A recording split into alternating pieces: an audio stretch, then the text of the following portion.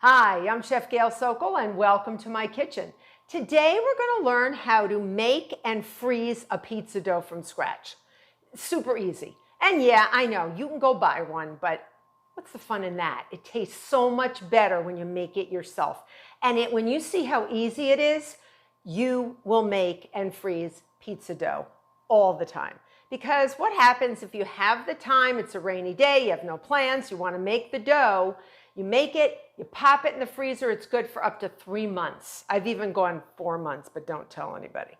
So before we get started, I would like you to click that notification button because I would like you to become a subscriber. I don't want you to miss any of my tips or videos because they're really awesome. And more than anything, I love having you in the kitchen with me. I really, really love having you here. So, pizza dough. Pizza dough is a very simple yeast dough, and it's pretty quick. We will have to let it rise very, very small amount of time, about an hour, before we can freeze it because we really want the yeast to undergo lots of fermentation and replicate themselves so that if any die, for lack of a better word, in the freezer, because that's going to be pretty cold, we'll still have enough, vim and vigor so that we get a nice, bubbly, beautiful pizza crust. So I'm doing this by hand. I don't see any mixers. I'm not using any mixers. So in my bowl, I have 2 3/4 cups of bread flour. That's a high protein flour. All right, very, very good for pizza dough. You get a lot of chew that way, and it will create a lot more gluten-forming protein, so you get that chewiness that we love. All right, so 2 3/4 cups of bread flour. I have a teaspoon of kosher salt. All right, and I'm mixing things in as I go. I have 2½ teaspoons of instant rising yeast, instant active yeast, or fast rising, same thing, all right? And I call this the Arnold Schwarzenegger yeast because it actually gives you a lot more bang for your buck. So every little yeast granule will actually produce a lot more carbon dioxide, which is what fermentation is, right? When the yeast gets a little bit of sugar because the flours break down, and there's a little sugar in there, a little food for the yeast, and then they start multiplying and undergoing fermentation. They give off carbon dioxide. Carbon dioxide is what helps our pizza dough rise, so that's what we want. Lots of fermentation. All right, so 2½ teaspoons of instant active yeast or fast rising. Keep that in your fridge normally or your freezer. All right, you'll always have it. And then I'm going to have 2 tablespoons of nice olive oil. It doesn't have to be very fancy schmancy olive oil. It's just going into the pizza dough. If you are using it as a finishing oil to drizzle over your pizza after it's already pushed out and have your toppings on and you're going to put it in the oven, that's when I would use a nice olive oil.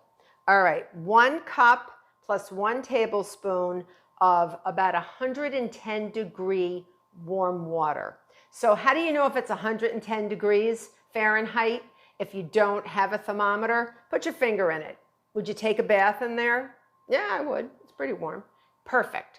But if you take a scalding shower, you may want to get a thermometer because it may be too warm. So you're going to put that in. All goes in all together. And I always have a little extra water on the side just in case I need some. And sometimes you will, sometimes you won't. Depends on how you measured. If you measured pretty well, then you won't. Sometimes you can't help it and the flour packs a little bit and you might need a little bit more. So you can see this looks pretty dry, so I'm just going to go around a little more. But this is what I do. If I say, hey, to my family on a Sunday afternoon, I'm thinking about pizza. I will do this from scratch right away, but if I have been out and about and I've been skiing or cross-country skiing or snowshoeing or swimming or something, and I really want something quick and easy, I'll freeze it beforehand and just take it out the day before so I have it. All right, yeah, I think I do need a little bit more. So I'm going to put like another couple of tablespoons because I can feel my dough is dry. My hands are that pizza dough feelers. I can tell if it's dry or not. And I'm just going to gather it up. You can see it's still sort of like I look at, you know, like those sheepdogs.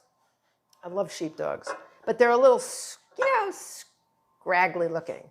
So we want a dough that's a little bit more elastic than that, so we're going to add a little bit more water.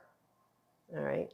So make sure that you add enough that you can gather the dough into a ball. I'm going to get rid of this piece of paper.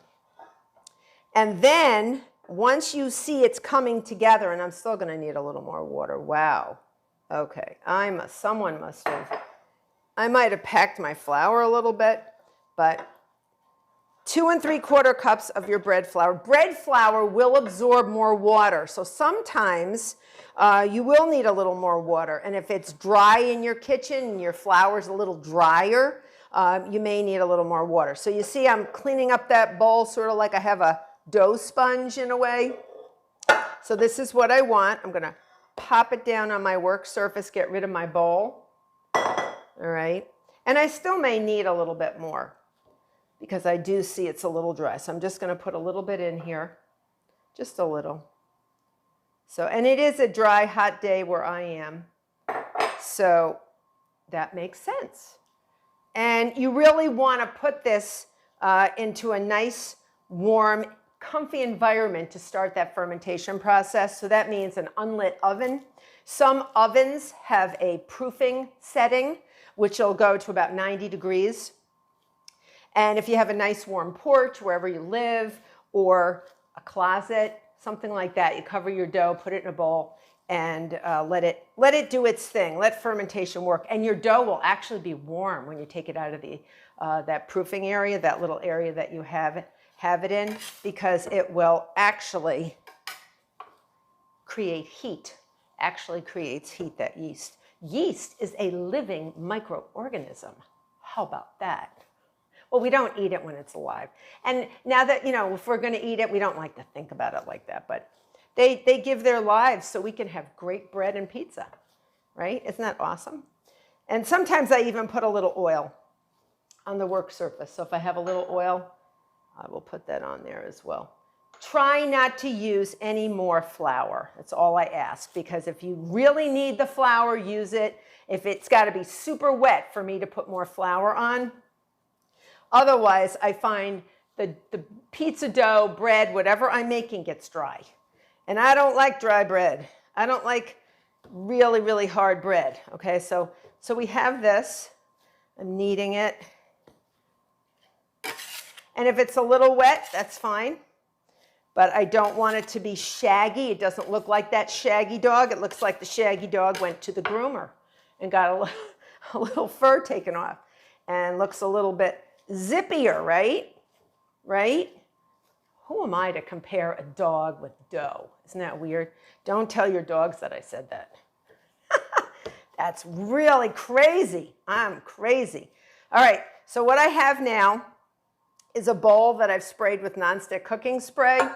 All right, and I'm going to get my ball of dough. I'm going to put it in here and make sure that the bowl is larger. I could have even used my original bowl that I had, but it's really pretty big. I'm going to flip this over so the grease side is up and you don't want it to dry out. And then I'm going to take some plastic wrap or even a clean kitchen towel and put it over that, stretch it over, and put this in a nice warm environment, not too hot, maybe about 90 degrees. A nice, like I said, a nice warm closet. You have a heater or a vent that has a little warm air coming out.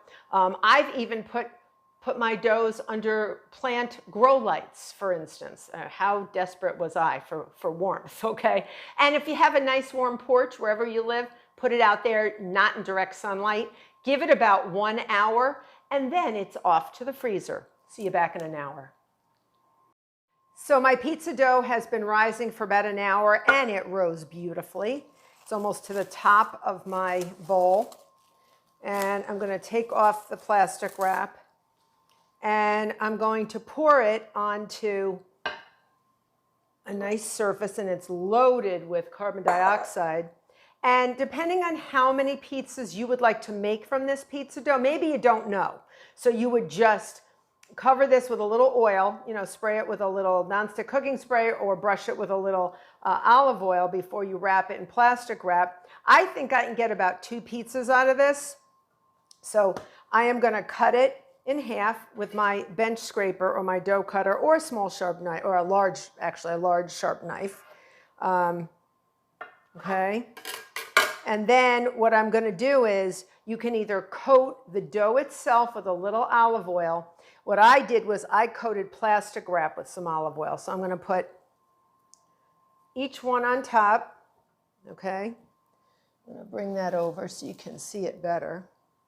And this is coated with olive oil. And then I'm going to put the babies into a deep freeze, okay, and use them when I want to. So I'm just going to put them like that. Cover, cover, and then do the old tuck. If you have a glass bowl with a top, some people do that. I have trouble with that. I have sometimes looked in my freezer and the top of the glass bowl has gone pop because fermentation will still continue until the yeast go into their deep freeze. So we are going to put them into a Ziploc bag. Get as much air out of it as possible. Date it, label it, and you can see it says pizza dough. And now I have 2 pizzas, so 2 meals or whatever I want to do with those pizzas. I can even divide them up again after I thaw them. You're going to put them in the freezer for 1 to 3 or 4 months, okay? Take it out, take 1 ball out, put it in the refrigerator. Usually I put it on a plate in case there's a little coolness from the freezer and you get a little water. Put it in the refrigerator for a day to thaw, about 24 hours.